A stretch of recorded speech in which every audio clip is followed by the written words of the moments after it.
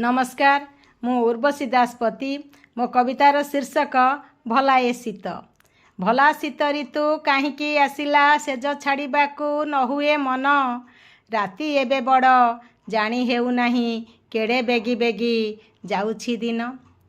बासी पानी मुहे देई हेउ नाही बासी पानी मुहे देई हेउ नाही ठक ठक बाजी जाउछि दांत।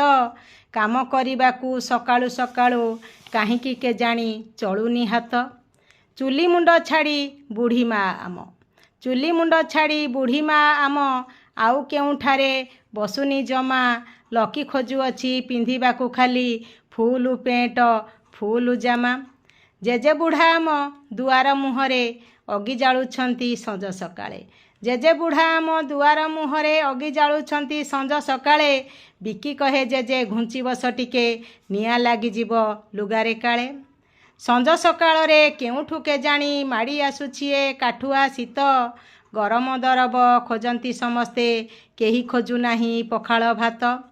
केउठु आसिला शीतटा के जानी केउठु आसिला शीतटा के जानी डाकु नथिले त केही ताहाकू काहींकी साधुछि बाद आम परे फटाई आमर ओठ मुहंकू।